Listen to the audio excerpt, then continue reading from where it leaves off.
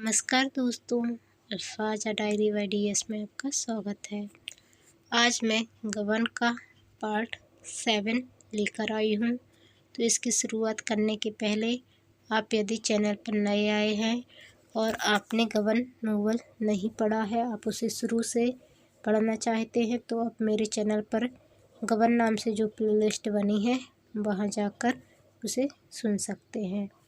तो चलिए आज हम पार्ट 7 सुनते हैं। गबन आपको पता ही होगा, प्रेमचंद जी का लिखा हुआ सुप्रसिद्ध उपन्यास है। क्या आपको भी बुढ़ापे में अंग्रेज बनने का शौक चल रहा है? दयानाथ अंग्रेजों की नकल को बहुत बुरा समझते थे। यह चाय पार्टी भी उन्हें बुरी मालूम हो रही थी। अगर कुछ संतोष था तो यही कि 2-4 बड़े आदमियों से परिचय हो जाएगा। उन्होंने अपनी ज़िंदगी में कभी कोट नहीं पहना था। चाय पीते थे मगर चीनी की सेठ की कैद ना थी। कटोरा, कटोरी, गिलास, लोटा, तसला किसी से भी उन्हें आपत्ति ना थी। लेकिन इस वक्त उन्हें अपना पक्ष निभाने की पड़ी थी। बोले, हिंदुस्तानी रईसों के कमरे में मेज़ें कुर्सियाँ नहीं होती, फर्श होता है। आपने कुर्सी मेज लगाकर इसे अंग्रेजी ढंग पर तो बना दिया। अब आईने के लिए हिंदुस्तानियों की मिसाल दे रहे हैं। या तो हिंदुस्तानी रखिए या अंग्रेजी। यह क्या कि आधा तीतर आधा बटेरब। कोट पतलून पर चौकसी या टोपी तो नहीं अच्छी मालूम होती। रमेश बाबू ने समझा था कि दयानाथ की जबान बंद हो जाएगी, लेकिन यह जवाब सुना तो चकराए। मैदान हाथ से जाता हुआ दिखाई दिया। बोले, तो आपने किसी अंग्रेज के कमरे में आईना नहीं देखा? भला ऐसे 10-5 अंग्रेजों के नाम तो बताइए। एक आपका वहीं करंटा हेड क्लर्क है।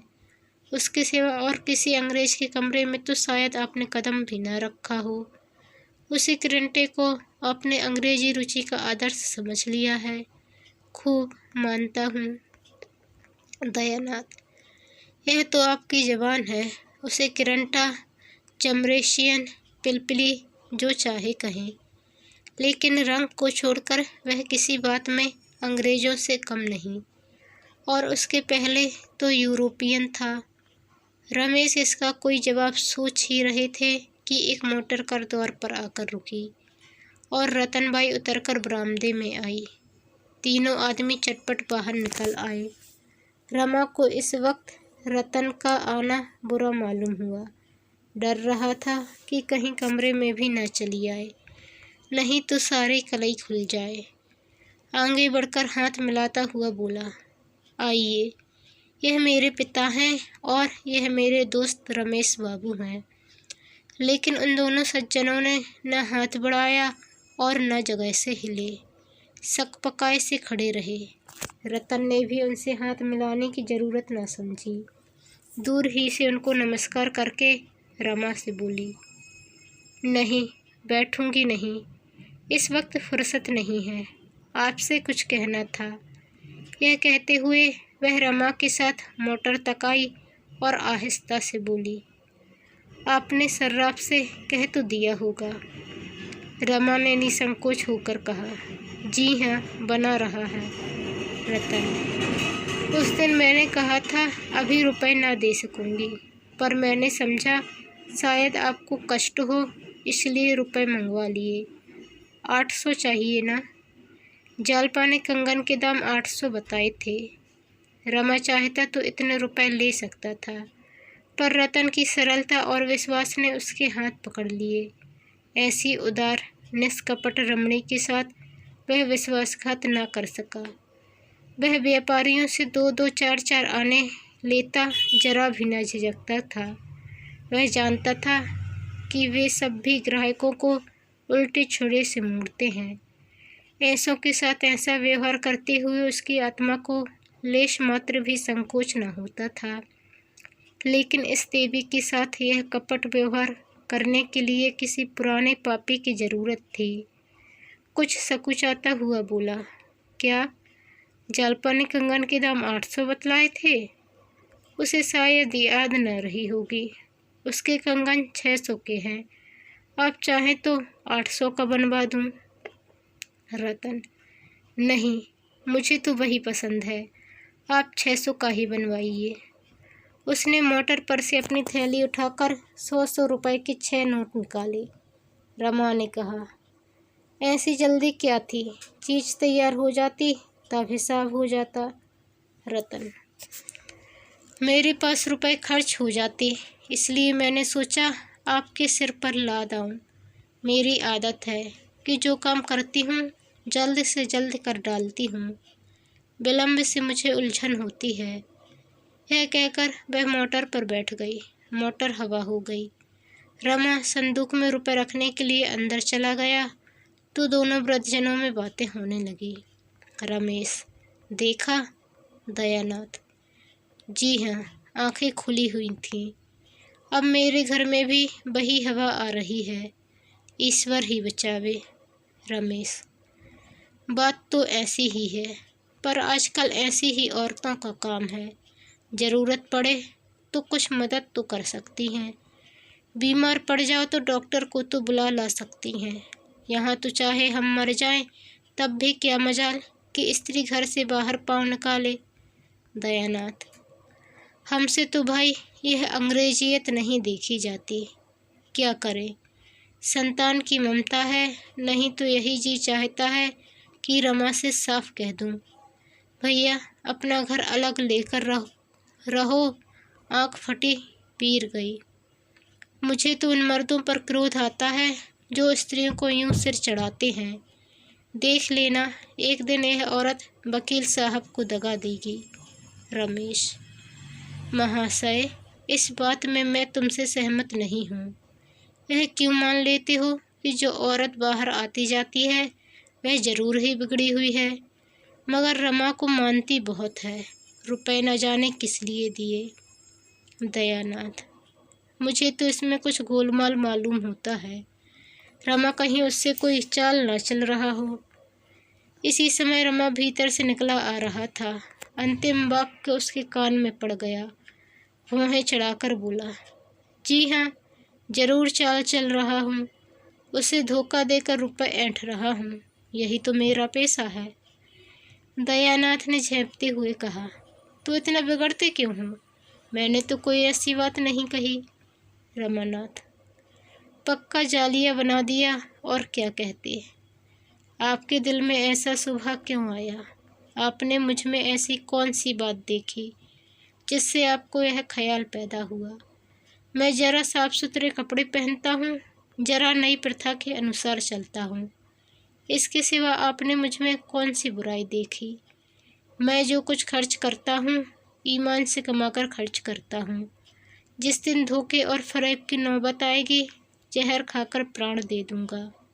हाँ, यह बात है कि किसी को खर्च करने की तमीज होती है, किसी को नहीं होती, वह अपनी सुबुद्धि है। अगर इसे आप धोखेबाजी समझें तो आपको अख्तियार है। जब आपकी तरफ से मेरे विषय में ऐसे संशय होने लगे तो मेरे लिए यही अच्छा है कि मुँह में कालिख लगाकर कहीं निकल जाऊं। रमेश बाबू यहाँ मौजूद हैं, आप इनसे मेरे विषय में जो कुछ चाहें पूछ सकते हैं। यह मेरे खातिर झूठ ना बोलेंगे। सत्य के रंग में रंगी हुई इन बातों ने दयानाथ को आश्वस्त कर दिया। बोले, जिस दिन मुझे मालूम हो जाएगा कि तुमने यह ढंग अख्तियार किया है, उसके पहले मैं मुँह में कालिख लगाकर निकल जाऊंगा। तुम्हारा बढ़ता हुआ खर्च देखकर मेरे मन में संदेह हुआ था, मैं इसे छिपाता नहीं हूँ, लेकिन जब तुम कह रहे हो तुम्हारी नीयत साफ है तो मैं संतुष्ट हूँ। मैं केवल इतना ही चाहता हूँ कि मेरा लड़का चाहे गरीब रहे पर नीयत ना बिगाड़े।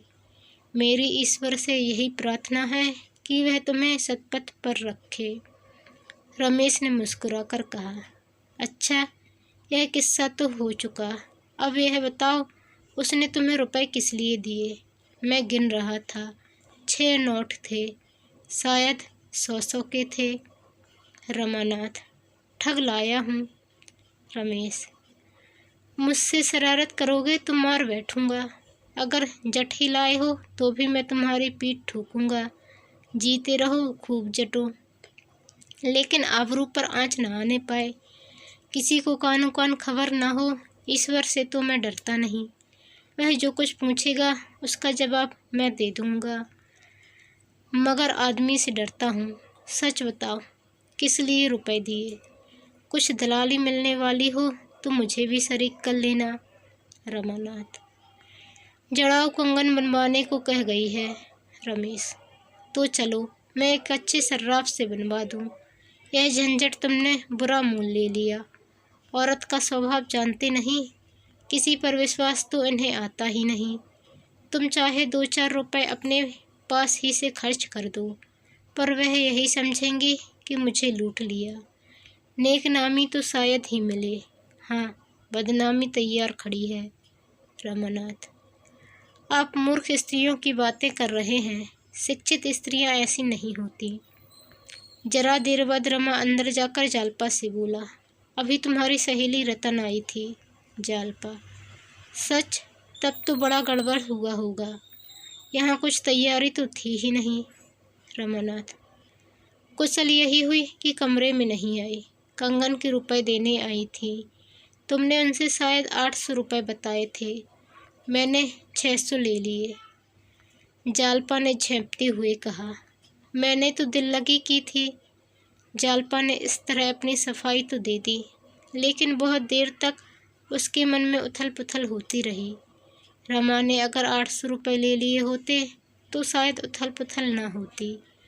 वह अपनी सफलता पर खुश होती, पर रमा के विवेक ने उसकी धर्म बुद्धि को जगा दिया था। वह पछता रही थी कि मैं व्यर्थ झूठ बोली। यह मुझे अपने मन में कितनी नीच समझ रही होंगे। रतन भी मुझे कितनी बेईमान समझ रही होगी। चाय पार्टी में कोई विशेष बात नहीं हुई। रतन के साथ उसके एक नाते की बहन और थी। वकील साहब ना आए थे। दयानाथ ने उतनी देर के लिए घर से टल जाना ही उचित समझा। हाँ, रमेश बाबू बरामदे में बराबर खड़े रहे। रमा ने कई बार चाहा कि उन्हें भी पार्टी में शरीक कर लें, पर रमेश में इतना साहस न था। जालपा ने दोनों मेहमानों को अपनी सास से मिलाया। ये युवतियाँ उन्हें कुछ ओछी जान पड़ी। उनका सारे घर में दौड़ना, धम धम करके कोठे पर जाना, छत पर इधर उधर उचकना, खिलखिलाकर हंसना उन्हें हुड़दंगपन मालूम होता था। उनकी नीति में बहू बेटियों को भारी और लज्जाशील होना चाहिए था। आश्चर्य यह था कि आज जालपा भी उन्हीं में मिल गई थी। रतन ने आज कंगन की चर्चा तक न की। अभी तक रमा को पार्टी की तैयारियों में इतनी फुर्सत नहीं मिली थी कि गंगू की दुकान तक जाता। उसने समझा था गंगू को 600 रुपये दे दूंगा तो पिछले हिसाब से जमा हो जाएंगे, केवल 250 रुपये और रह जाएंगे। इस नए हिसाब में 600 और मिलाकर फिर 800 रह जाएंगे। इस तरह उसे अपनी साख जमाने का सुअवसर मिल जाएगा। दूसरे दिन रमा खुश होता हुआ गंगू की दुकान पर पहुंचा और रौब से बोला, क्या रंग ढंग है महाराज, कोई नई चीज़ बनवाई है इधर? रमा के टालमटोल से गंगू इतना विरक्त हो रहा था कि आज कुछ रुपए मिलने की आशा भी उसे प्रसन्न न कर सकी। शिकायत के ढंग से बोला, बाबू साहब, चीज़ें कितनी बनी और कितनी बिकी? आपने तो दुकान पर आना ही छोड़ दिया। इस तरह की दुकानदारी हम लोग नहीं करते। 8 महीने हुए आपके यहाँ से एक पैसा भी नहीं मिला। रमानाथ। भाई, खाली हाथ दुकान पर आते शर्म आती है। हम उन लोगों में नहीं हैं जिनसे तकाजा करना पड़े। आज यह 600 रुपये जमा कर लो और एक अच्छा सा कंगन तैयार कर दो। गंगू ने रुपए लेकर संदूक में रखे और बोला, बन जाएंगे। बाकी रुपए कब तक मिलेंगे? रामानाथ। बहुत जल्द। गंगू। हाँ बाबूजी, अब पिछला साफ कर दीजिए। गंगू ने बहुत जल्द कंगन बनवाने का वचन दिया, लेकिन एक बार सौदा करके उसे मालूम हो गया था कि यहाँ से जल्द रुपए वसूल होने वाले नहीं। नतीजा यह हुआ कि रमा रोज तकाजा करता और गंगू रोज हीले करके टालता। कभी कारीगर बीमार पड़ जाता कभी अपनी स्त्री की दवा कराने ससुराल चला जाता, कभी उसके लड़के बीमार हो जाते। 1 महीना गुजर गया और कंगन न बने। रतन के तकाज़ों के डर से रमा ने पार्क जाना छोड़ दिया, मगर उसने घर तो देख ही रखा था। इस 1 महीने में कई बार तकाज़ा करने आई। आखिर जब सावन का महीना आ गया तो उसने एक दिन रमा से कहा, वह सूअर नहीं बना कर देता तो तुम किसी और कारीगर से क्यों नहीं देते? रमानाथ, उस पाजी ने ऐसा धोखा दिया कि कुछ न पूछो। बस रोज़ आजकल किया करता है। मैंने बड़ी भूल की जो उसे पेशगी रुपए दे दिए। अब उससे रुपए निकलना मुश्किल है। रतन, आप मुझे उसकी दुकान दिखा दीजिए, मैं उसके बाप से वसूल कर लूँगी। तावान अलग, ऐसे बेईमान आदमी को पुलिस में देना चाहिए, जालपा ने कहा। हाँ और क्या, सभी सुनार देर करते हैं, मगर ऐसा नहीं, रुपए डकार जाएं और चीज़ के लिए महीनों दौड़ाएं। रमा ने सिर खुजलाते हुए कहा, आप 10 दिन और सब्र करें, मैं आज ही उससे रुपए लेकर किसी दूसरे सर्राफ को दे दूंगा। रतन, आप मुझे उस बदमाश की दुकान क्यों नहीं दिखा देते? मैं हंटर से बात करूं। रमानाथ, कहता तो हूँ 10 दिन के अंदर आपको कंगन मिल जाएंगे। रतन, आप खुद ही ढील डाले हुए हैं। आप उसकी लल्लो चप्पो की बातों में आ जाते होंगे। एक बार कड़े पड़ जाते तो मजाल थी कि यूँ हीले हवाले करता। आखिर रतन बड़ी मुश्किल से विदा हुई। उसी दिन शाम को गंगू ने साफ जवाब दे दिया, बिना आधे रुपए लिए कंगन न बन सकेंगे। पिछला हिसाब भी बेबाक हो जाना चाहिए। रमा को मानो गोली लग गई। बोला, महाराज, यह तो भलमनस्वी नहीं है, एक महिला की चीज़ है। उन्होंने पेशगी रुपए दिए थे। सोचो मैं उन्हें क्या मुँह दिखाऊंगा। मुझसे अपने रुपयों के लिए पुरनोट लिखा लो, स्टाम्प लिखा लो, और क्या करोगे? गंगू, पुरनोट को शहद लगाकर चाटूंगा क्या? 8-8 महीने का उधार नहीं होता, महीना 2 महीना बहुत है। आप तो बड़े आदमी हैं, आपके लिए 500-600 रुपये कौन बड़ी बात है। कंगन तैयार है। रमा ने दांत पीस कर कहा, अगर यही बात थी तो तुमने 1 महीना पहले क्यों ना कह दी? अब तक मैंने रुपए की कोई फिक्र की होती ना। गंगू, मैं क्या जानता था, आप इतना भी नहीं समझ रहे हैं। रमा निराश होकर घर लौट आया। अगर इस समय भी उसने जालपा से सारा वृत्तांत साफ साफ कह दिया होता तो उसे चाहे कितना ही दुख होता, पर वह कंगन उतार कर दे देती। लेकिन रमा में इतना साहस न था। वह अपनी आर्थिक कठिनाइयों की दशा कहकर उसके कोमल हृदय पर आघात न कर सकता था। इसमें संदेह नहीं कि रमा को 100 रुपये के करीब ऊपर से मिल जाते थे, और वह किफ़ायत करना जानता तो इन 8 महीनों में दोनों सर्राफों के कम से कम आधे रुपए अवश्य दे देता। लेकिन ऊपर की आमदनी थी तो ऊपर का खर्च भी था। जो कुछ मिलता था सैर सपाटे में खर्च हो जाता, और सर्राफों का देना किसी एकमुश्त रकम की आशा में रुका हुआ था। कौड़ियों से रुपए बनाना वणिकों का ही काम है। बाबू लोग तो रुपए की कौड़ियाँ ही बनाते हैं। कुछ रात जाने पर रमा ने एक बार फिर सर्राफे का चक्कर लगाया। बहुत चाहा किसी सर्राफ को झांसा दूं, पर कहीं दाल न गली। बाजार में बेतार की खबरें चला करती हैं। राम को रात भर नींद न आई। यदि आज उसे 1000 का रुपया लिखकर कोई 500 रुपये भी दे देता तो वह निहाल हो जाता, पर अपनी जान पहचान वालों में उसे ऐसा कोई नज़र न आता था। अपने मिलने वालों में उसने सभी से अपनी हवा बांध रखी थी। खिलाने पिलाने में खुले हाथों रुपया खर्च करता था। अब किस मुँह से अपनी विपत्ति कहे। वह पछता रहा था कि नाहक गंगू को रुपए दिए। गंगू नालिश करने तो जाता न था। इस समय यदि रमा को कोई भयंकर रोग हो जाता तो वह उसका स्वागत करता। कम से कम 10-5 दिन की मोहलत तो मिल जाती। मगर बुलाने से तो मौत भी नहीं आती। वह तो उसी समय आती है जब हम उसके लिए बिल्कुल तैयार नहीं होते। ईश्वर कहीं से कोई तार ही भिजवा दे। कोई ऐसा मित्र भी नजर नहीं आता था कि उसके नाम फर्जी तार भेज देता। वह इन्हीं चिंताओं में करवटें बदल रहा था कि जालपा की आंख खुल गई। रमा ने तुरंत चादर से मुंह छुपा लिया, मानो बेखबर सो रहा है।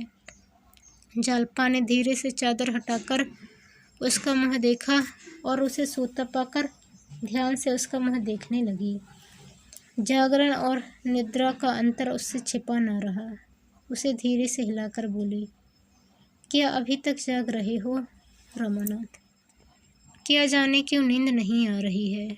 पड़े पड़े सोचता था कुछ दिनों के लिए कहीं बाहर चला जाऊं, कुछ रुपए कमा लाऊं। जालपा, मुझे भी लेते चलोगे ना रमानाथ? तुम्हें परदेश में कहाँ लिए लिए फिरूंगा।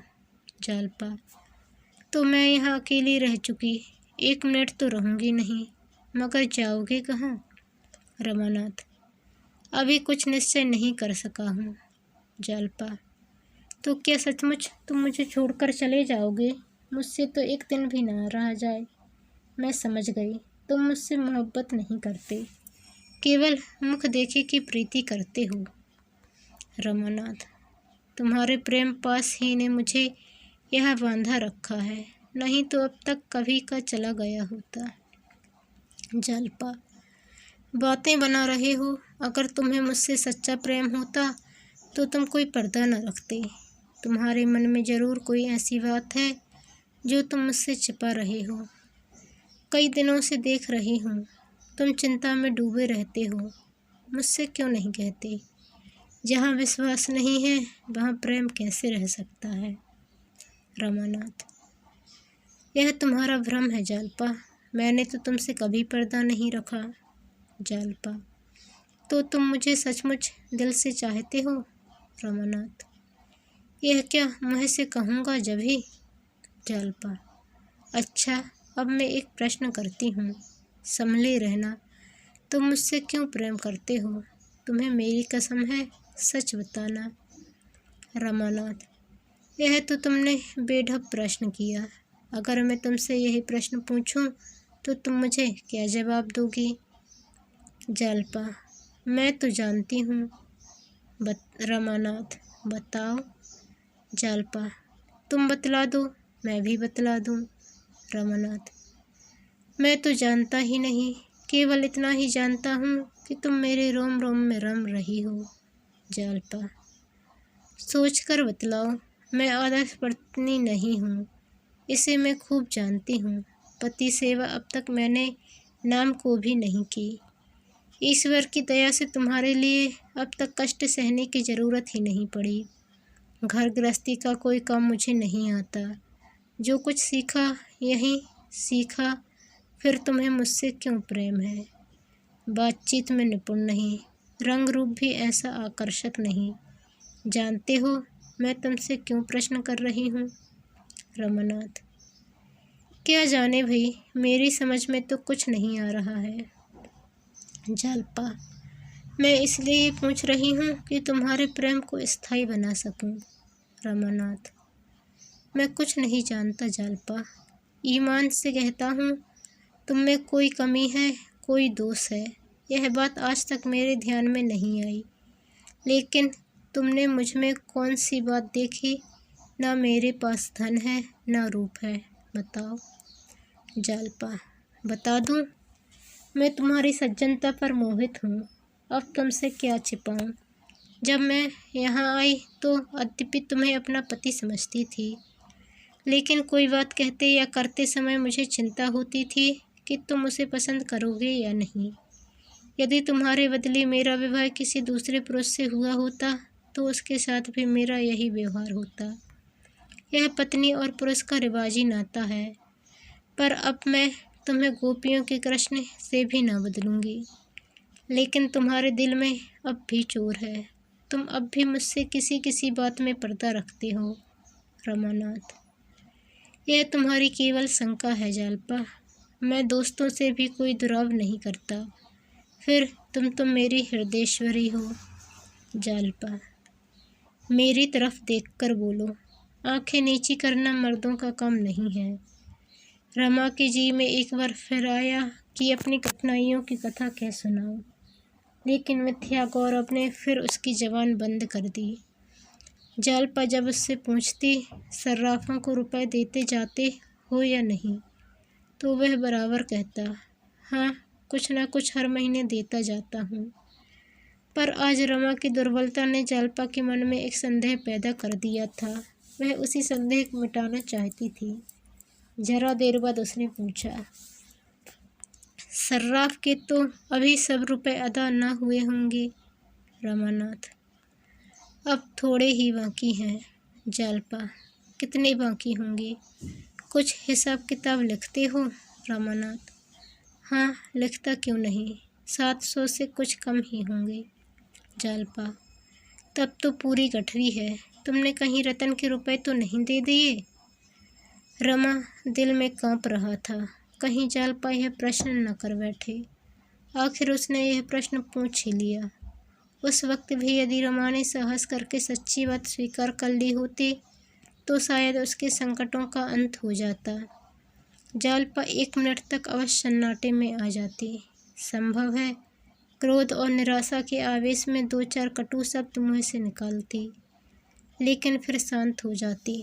दोनों मिलकर कोई न कोई युक्ति सोच निकालते।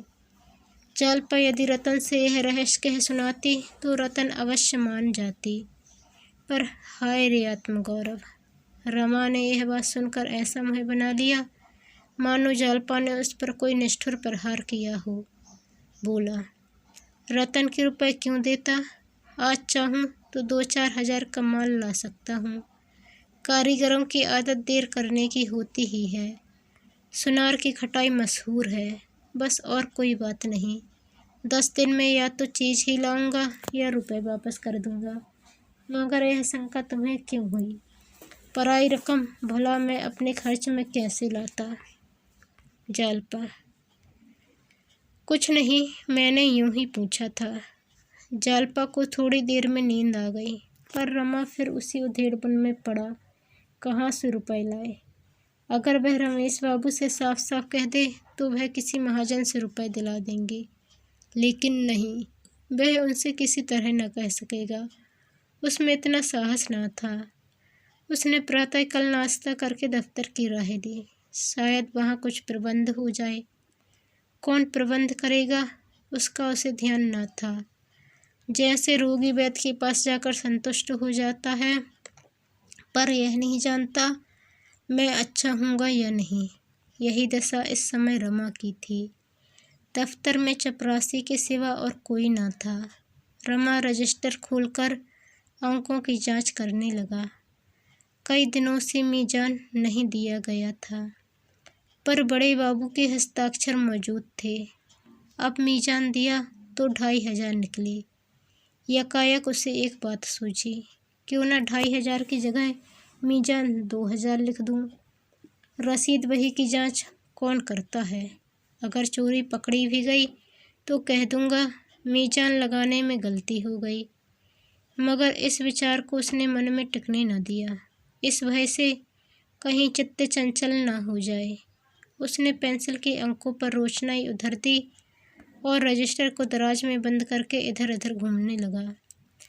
इक्की दुक्की गाड़ियां आने लगीं। गाड़ी वालों ने देखा बाबू साहब आज यहीं हैं, तो सोचा जल्दी से चुंगी देकर चुक्री पर जाएं। रमा ने इस कृपा के लिए दस्तूरी की दूनी रकम वसूल की और गाड़ी वालों ने शौक से दी, क्योंकि यही मंडी का समय था और 12-1 बजे तक चुंगी घर से फुर्सत पाने की दशा में 24 घंटे का हर्ज होता था। मंडी 10-11 बजे के बाद बंद हो जाती थी। दूसरे दिन का इंतजार करना पड़ता था। अगर भाव रुपए में आधा पाव भी गिर गया तो सैकड़ों के मत्थे गई। 10-5 रुपए का बल खा जाने में उन्हें क्या आपत्ति हो सकती थी। रमा को आज यह नई बात मालूम हुई। सोचा, आखिर सुबह को मैं घर पर ही बैठा रहता हूँ।